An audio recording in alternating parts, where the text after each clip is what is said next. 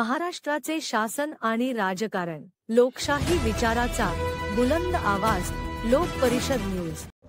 हे जे प्रकरण, हे रस्त्याच्या बाबतीत, जे रोडच्या बाबतीत जे प्रकरण चाललं, आता हे चाललं ठीक आहे।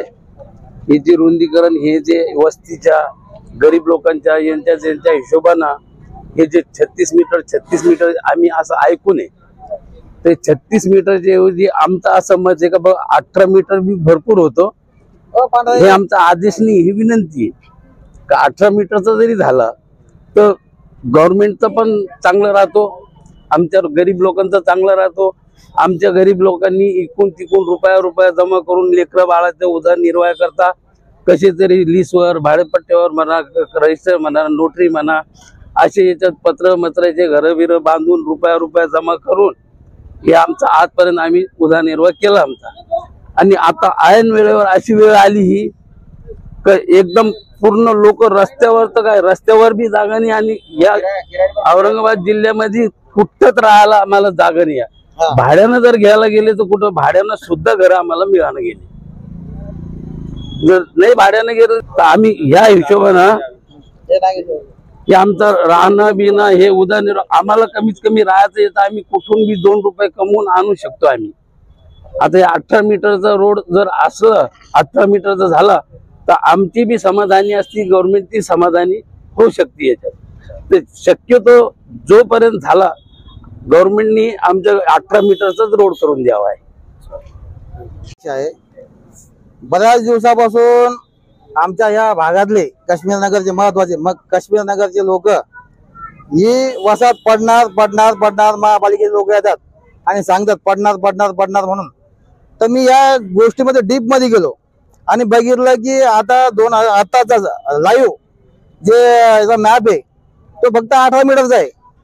म्हणजे पूर्वीचा जो मॅप होता तो 36 मीटरचा होता, परंतु शासनानं बऱ्याच लोकांच्या मागणीनुसार तो रस्ता एवढा काही मोठा बनवायची आवश्यकता नाही म्हणून 18 मीटरचा केला।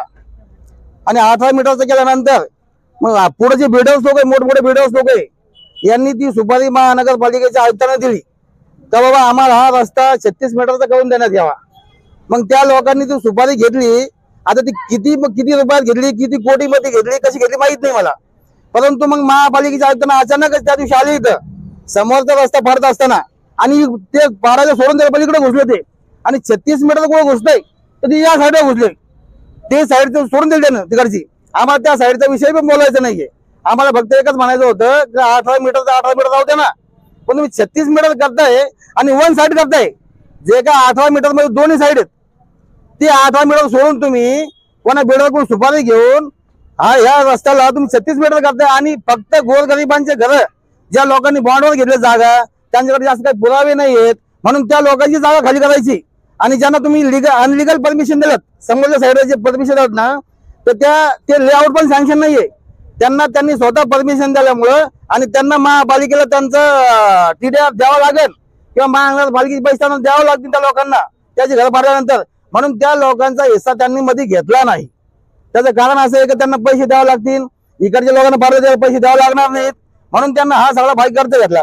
त्यामुळं मग आम्ही सविस्तर जनार्दन पाटील कांबळे आमचे, मी संजू, आम्ही 4-5 जण बसलो, या गोष्टीवर चर्चा केली आणि विचार विनिमय करून आम्ही मग महाराष्ट्राचे माजी विरोधी पक्ष नेते आपले अंबादास दानवे साहेब यांना पत्र पाठवलं तर बा हा जो रोड होतोय 18 मीटरचा असताना 36 मीटर बळजबरी केलाय, त्याला थांबण्यात यावं, आणि कोणामुळे केलाय, कोणत्या बिल्डर लोकांनी पैसे दिले, कसे दिले, या प्रकारे थांबवा म्हणून आम्ही त्यांना पण पत्रव्यवहार केला।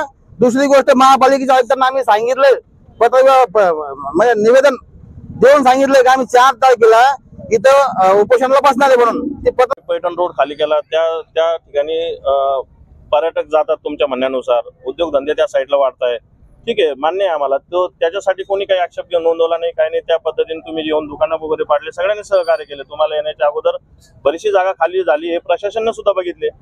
पण हा नाथविली रोड कडे तुम्ही असं काय करणार आहेत?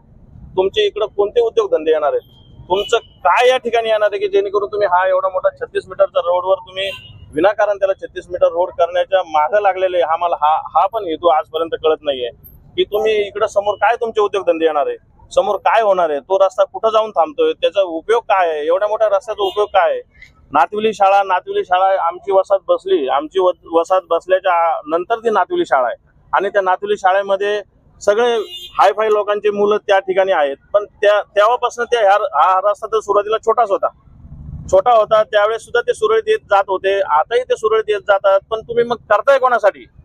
त्यांचं नाव पुढे करतात, लॉ कॉलेजचं नाव तुम्ही पुढे करतात. लॉ कॉलेजला सुद्धा अधिकारी ज्यावेळेस येतात ते 3 महिन्यातून 2 महिन्यातून एकदा त्यांची व्हिजिट असते, एकदा त्यांची मीटिंग असते.